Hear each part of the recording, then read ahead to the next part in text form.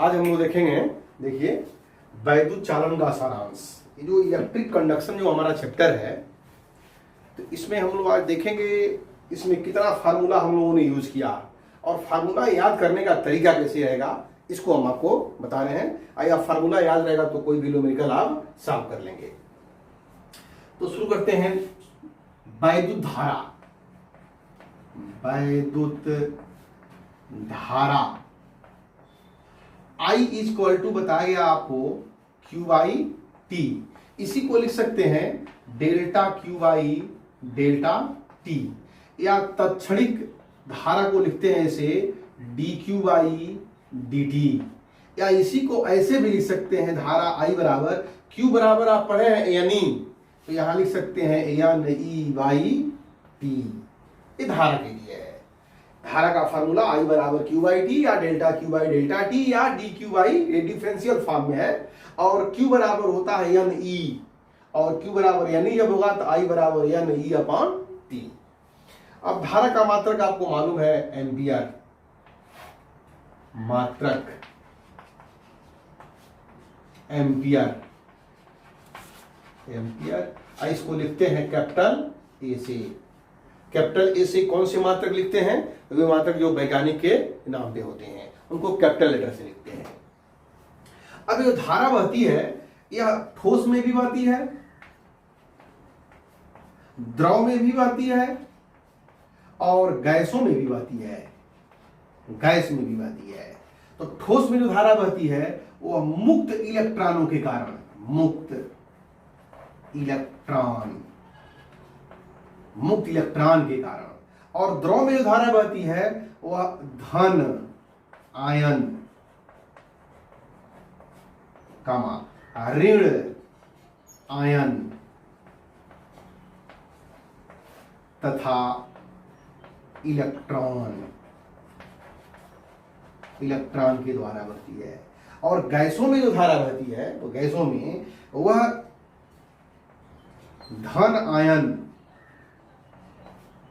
तथा इलेक्ट्रॉनों के द्वारा बहती है, इलेक्ट्रॉन। ये आपको याद रखना चाहिए। ठोस में, द्रव में, गैस में धारा बहने का ये रीजन है।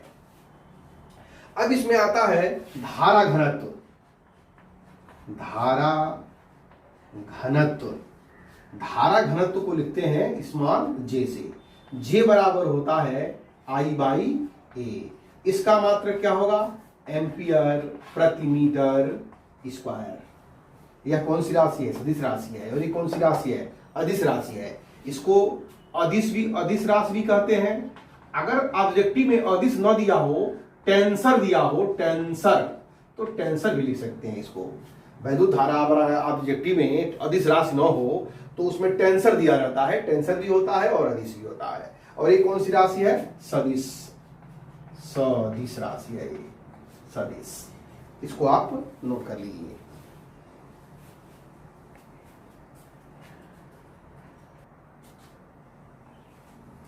आगे देखिए, नोट करते चलिए आप लोग। अब देखते हैं अनुगमन वेग, अनुगमन वेग भीड़ी, अनुगमन वेग भीड़ी का मान कितना होता है? तो अनुगमन वेग भीड़ी याद करिए, भीड़ी बराबर होता है, एक्चुअली फार्मूला जो होता है वो है ए टाउ होता है। ऐसे एक फिगर भी बना दे रहे हैं, आपको समझा दे रहे हैं यहाँ पर। अगर हमारे पास एक ऐसे चालक है, ऐसे एक चालक है और चालक की लंबाई L है, इसका एरिया ए है, और इसके सिरे पर जब भी विभवांतर लगाएंगे ऐसे, तो इसमें इलेक्ट्रिक फील्ड उत्पन्न होता है E, और एकांक आयतन में मुक्त इलेक्ट्रॉनों की संख्या N, ये आपको मालूम है। तो देखिए भीड़ी बराबर होता है ए टाउ। ए टाउ का क्या नाम है? श्रांतिकाल। इसका नाम है श्रांतिकाल। श्रांतिकाल टाउ बराबर क्या होता है? श्रांतिकाल समय है, चाल बराबर दूरी बटे समय, समय बराबर दूरी को लिखते हैं यहां पर लेमडा, अपान होता है VRMS। ये टाउ कहलाता है। लेमडा क्या है? इसको बोलते हैं मीन फ्री पाथ, माध्य मुक्त पथ। दो क्रमागत टकरों के बीच की दूरी होती है, और ये वर्ग माध्यमूल वेग है मुक्त इलेक्ट्रॉनों का, और टाउ क्या है, श्रांति काल, दो क्रमागत टकरों के बीच का समय कहलाता है, ये टाउ है। और यहां पर जो ये देख रहे हैं, ये मुक्त इलेक्ट्रॉन का क्या है, त्वरण है। त्वरण ए बराबर होता है ओम, ये बराबर एफ बाई एम, किसके नियम से होता है, न्यूटन सेकेंड लॉ से होता है। अब जब इसमें ये इलेक्ट्रिक फील्ड ऐसे है तो इसके विपरीत दिशा में कौन चलता है, मुक्त इलेक्ट्रॉन, इस पर कितना फोर्स लगता है, तो याद करिए फोर्स एफ बराबर होता है small E into capital E. ये कैसे आता है, याद करिए, आपको वैद्युत क्षेत्र की तीव्रता ई बराबर होता है एफ बटे क्यू, क्यू के जगह पर क्या है, स्मॉल ई है, इलेक्ट्रॉन है, तो एफ बराबर small E into capital E. तो त्वरण ए बराबर हो जाएगा small E into capital E, अब आई क्या हो जाएगा, एम।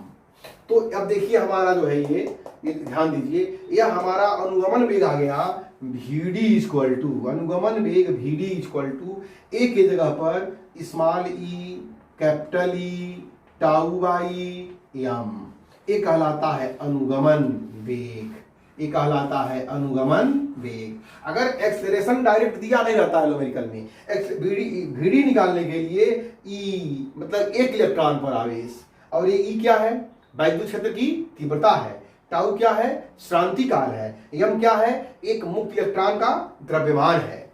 और याद करिए ई बराबर होता है v बाई एल, ई बराबर v बाई एल, यानी इसके सिरे पर लगाया गया विभवांतर और चालक की लंबाई, तब अनुगमन वेग का फार्मूला हो जाएगा vd बराबर ई, और ई के जगह v tau by m l, इस पर भी न्यूमेरिकल्स आता है, तो इसको आप नोट कर लीजिए, फिर आगे बढ़ते हैं।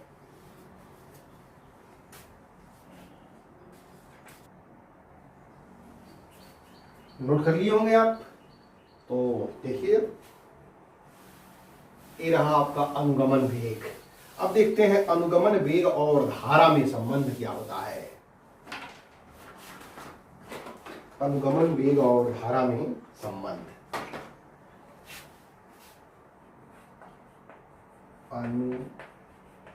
अनुगमन वेग तथा धारा में संबंध, आई बराबर n e A v d, ये होता है आई। धारा बराबर n e A v d, n एकांक आयतन में मुक्त इलेक्ट्रॉनों की संख्या, ई एक इलेक्ट्रॉन पर आवेश, ए चालक के अनुप्रस्थ काट का क्षेत्रफल, vd अनुगमन वेग। या इसको ऐसे भी लिखा जाता है vd बराबर आई अपान एन ई ए, और धारा घनत्व vd बराबर आई बाई ए को लिखते हैं जे अपान एन ई, इसे बोलते हैं अनुगमन वेग और धारा घनत्व में संबंध। अनुगमन वेग तथा धारा घनत्व में संबंध, और ये है अनुगमन वेग और धारा में संबंध, इसको भी नोट कर लीजिए आप।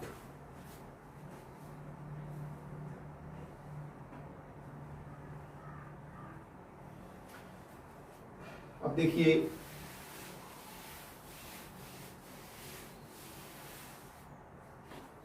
आवेश वाहकों की गतिशीलता, आवेश वाहकों की गतिशीलता, इसको लिखते हैं म्यू से, म्यू बराबर होता है अनुगमन वेग vd अपान ई, अनुगमन वेग म्यू बराबर होता है vd अपान ई। अच्छा अब देखिए यहाँ पर vd बराबर होता है ए टाउ बाई ई, इसे याद रखना है आपको। और ए बराबर, यहाँ पर देखिए ए बराबर होता है न्यूटन सेकेंड रूल से, ए बराबर होता है एफ बाई एम, तो यहाँ पर लिखेंगे ए के जगह पर F tau by m e, और एफ बराबर होता है ब्रैकेट में, एफ बराबर होता है small E into capital E, force, direct force Newton में नहीं रहता है, वो इलेक्ट्रिक फील्ड दिया रहता है। तो इलेक्ट्रिक फील्ड दिया रहेगा तो एफ बराबर ई इंटू ई, तब मोबिलिटी आ गई म्यू बराबर एफ की जगह पर small e, capital E, tau by m e से ई कैंसिल, तो म्यू बराबर हो गया ई टाउ बाई एम। अक्सर पूछता है कि क्या आवेशवाहकों की गतिशीलता वैद्युत क्षेत्र की तीव्रता पर निर्भर करती है? तो आप याद रखते हैं वीडी बाई, कहते हैं हाँ करती है, नहीं करती है। म्यू बराबर ई टाउ बाई एम, इसमें कहीं भी वैद्युत क्षेत्र नहीं है, तो ये म्यू जो है वैद्युत क्षेत्र की तीव्रता पर निर्भर नहीं करती है। केवल किस पर निर्भर करती है? टाउ पर निर्भर करती है, श्रांति काल पर निर्भर करती है। और श्रांति काल टाउ बराबर याद करिए lambda upon v r m s, और याद करिए यहीं पर लिख लीजिएगा आप v r m s is proportional to होता है अंडर रूट टी। तो टेम्परेचर को जब बढ़ाएंगे तो वी आर एम एस बढ़ेगा, और जब वी आर एम एस बढ़ेगा तो टाउ का मान घटेगा, और जब टाउ का मान घटेगा तो मोबिलिटी भी क्या होगी? घटेगी। तो याद रखिए टेम्परेचर पर निर्भर करती है मोबिलिटी। देखिए टेम्परेचर के बढ़ने से वर्गमाध्य मूल वेग बढ़ता है, अब वर्गमाध्य मूल वेग के बढ़ने से श्रांति काल घटता है, और श्रांति काल जब घटेगा तो आवेशवाहकों की गतिशीलता भी क्या होगी? घट जाती है। तो ऐसे टेम्परेचर पर डिपेंड करती है, वैद्युत क्षेत्र की तीव्रता पर डिपेंड नहीं करती है। इसको आप नोट कर लीजिए।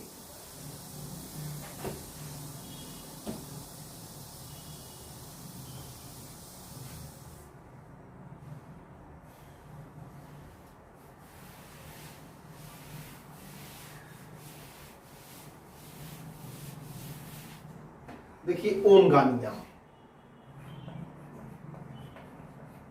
ओम का नियम, V is equal to, V is proportional to बताया गया है I, या V इज इक्वल टू क्या बताया गया है? Are I. आर क्या है? कांस्टेंट है। याद करिए हम लोग आर का मान निकाले थे, आर बराबर M L upon N E squared tau ए। याद है? नहीं याद है तो याद कर लीजिए। आर एक अगर कोई विशेष चालक है, उस चालक की लंबाई स्थिर है, उसके अनुप्रस्थ काट का क्षेत्रफल स्थिर है, तो आर बराबर M L upon N E squared tau a. इसमें ध्यान दीजिएगा आप कि जो आर है, R is equal to A L upon A के अलावा जो दिखाई दे रहा है M upon N E squared tau, और यहां पर कर दे रहे हैं एल बाई ए। ये जो दिखाई दे रहा है इसे कहते हैं विशिष्ट प्रतिरोध, और किससे लिखते हैं? रो से। आर बराबर रो एल बाई ए, यानी रो का अर्थ क्या हुआ? रो विशिष्ट प्रतिरोध, इसको बोलते हैं विशिष्ट प्रतिरोध। रो इक्वल टू होता है कितना? M upon N E squared tau. तो यहां से हो गया आर बराबर रो एल बाई ए। तो ये रो जो है किस पर डिपेंड करता है? केवल टेम्परेचर पर डिपेंड करता है। विशिष्ट प्रतिरोध केवल और केवल टेम्परेचर पर डिपेंड करता है। इलेक्ट्रॉन के द्रव्यमान को बदल नहीं सकते, एकांक आयतन में मुक्त इलेक्ट्रॉनों की संख्या को भी बदल नहीं सकते, और ई स्क्वायर है, ई मतलब एक इलेक्ट्रॉन पे आगे से इसको भी बदल नहीं सकते। टेम्परेचर को बढ़ाने घटाने से घटता और बढ़ता है, ये घटता और बढ़ता है। तो घटता और बढ़ता है, टेम्परेचर के घटाने और टेम्परेचर पर डिपेंड करता है। ये कौन? विशिष्ट प्रतिरोध। और जब विशिष्ट प्रतिरोध टेम्परेचर पर डिपेंड करता है तो क्या प्रतिरोध टेम्परेचर पर भी डिपेंड करता है, चालक की लंबाई पे डिपेंड करता है, चालक के अनुप्रस्थ काट के क्षेत्रफल पर डिपेंड करता है। ये ध्यान रखना चाहिए आपको। ये जो है आर क्या है? प्रतिरोध किसका गुण है? चालक का गुण है। यहां पर लिख सकते हैं आर यानी प्रतिरोध है, ये प्रतिरोध चालक का गुण है, और विशिष्ट प्रतिरोध किसका गुण है? चालक के पदार्थ का गुण है, पदार्थ का गुण है। ये ध्यान देना है आपको। दो फार्मूला हुआ, प्रतिरोध और विशिष्ट प्रतिरोध। इसको नोट करिए।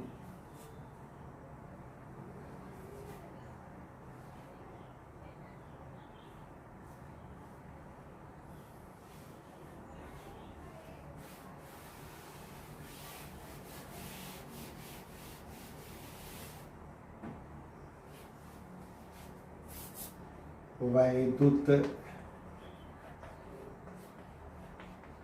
प्रतिरोध को लिखते हैं R से। R बराबर होता है V/I, और एक होता है वैद्युत प्रतिरोध। अब आता है वैद्युत चालकता।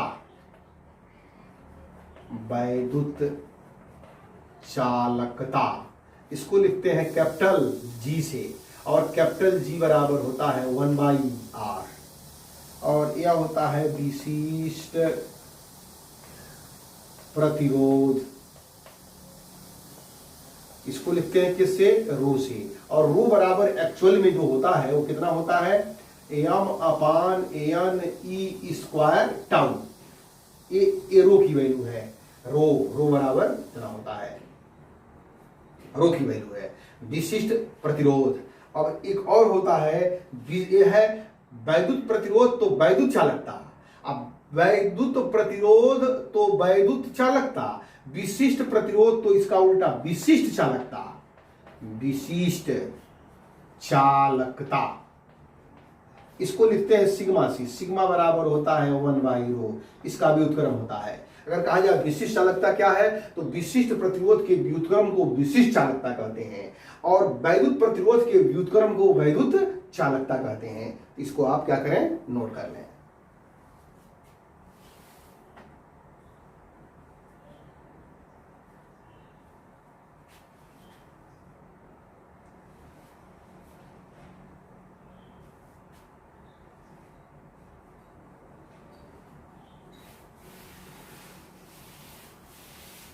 नेक्स्ट देखिए,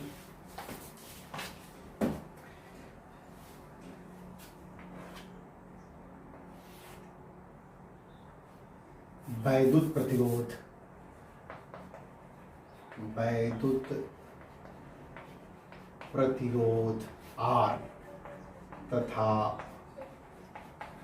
ताप T में संबंध। R बराबर RT कर दे रहे हैं। RT बराबर R0 1 plus alpha T। RT बराबर R0 1 प्लस अल्फा T। और याद करिए इसका फार्मूला T बराबर आपको बताया गया है। T बराबर RT माइनस R0 बटे R100 माइनस R0 इंटू 100। ये टेम्परेचर निकालने के लिए है। ये फार्मूला याद रखना चाहिए। वैद्युत प्रतिरोध R और विशिष्ट प्रतिरोध, विशिष्ट प्रतिरोध रो तथा ताप में संबंध।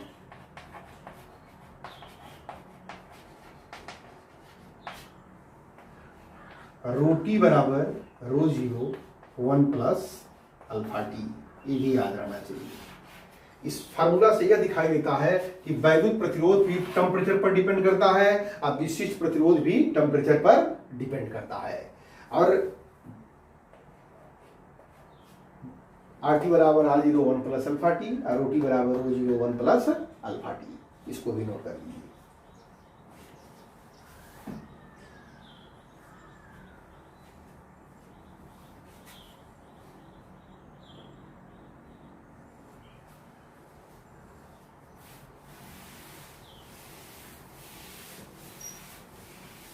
नेक्स्ट देखिए, वैद्युत ऊर्जा। वैद्युत ऊर्जा इलेक्ट्रिक एनर्जी याद करिए। W बराबर बताया गया है VQ, और Q बराबर क्या होता है? IT। तो W बराबर हो जाता है VIT। ओम का नियम जब लगाएंगे तो I²RT और V²/R इंटू T। ये 3 फार्मूला हो जाता है। W बराबर VQ और W बराबर VIT बराबर I²RT बराबर V²/R इंटू T। ये वैद्युत ऊर्जा है। और ये वैद्युत ऊर्जा जब उष्मीय ऊर्जा में बदलती है, उष्मीय ऊर्जा, इसको H लिखते हैं, और कुछ नहीं करना है। इसमें 4.2 से डिवाइड कर देना है। I²RT 4.2 v square t upon r into 4.2। यह होता है कैलोरी में, कैलोरी, और यह होता है किसमें, जूल में, और ये होता है कैलोरी में। और एक होता है वैद्युत शक्ति,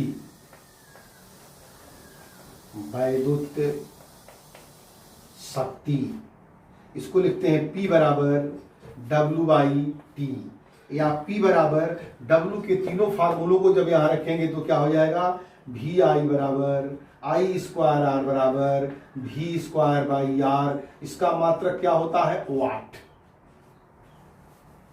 नोट कर लीजिए।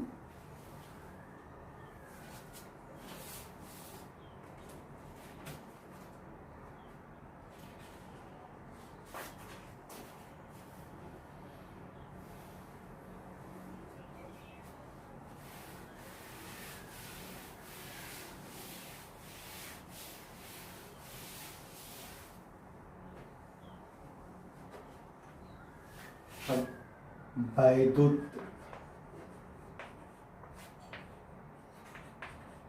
प्रतिरोधों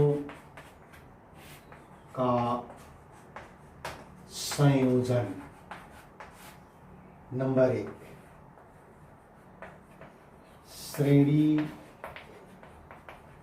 संयोजन, R बराबर R1 plus R2 plus R3। और नंबर 2, समांतर संयोजन। इसका formula 1/R equal to 1/R1 plus 1/R2 plus 1/R3। और याद करिएगा लास्ट में, कार्बन प्रतिरोधों का वर्णक्रम। कार्बन प्रतिरोध होते हैं, इस पर कितने वलय या रिंग बने होते हैं, 4। ऐसे एक कार्बन रेजिस्टेंस है, इस पर 4 रिंग बने हुए हैं, 1 2 3 4। ऐसे चारों अलग अलग रंग होते हैं, एक कलर होते हैं। इसको बोलते हैं A, इसको बोलते हैं B, C, D। और याद करिए, आपको बताया गया है ऐसे, B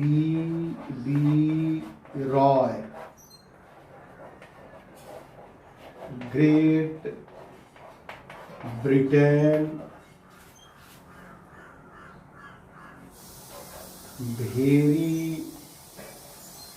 good wife, 0 1 2 3 4 5 6 7 8 9। Wearing, wearing golden, silver, Nicholas, wearing golden Nicholas. Golden का मतलब प्लस माइनस 5%, सिल्वर का मतलब प्लस माइनस 10%, और निकलेस का मतलब प्लस माइनस 20%। तो रेजिस्टेंस R निकालना हो तो R बराबर होगा ए बी गुणे 10⁶ प्लस माइनस D%। यहां पर लिख दे रहे हैं, R इज इक्वल टू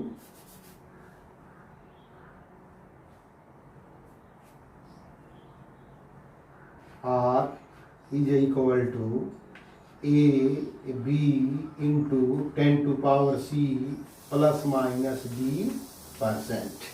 याद रखिए, इसको नोट कर लें।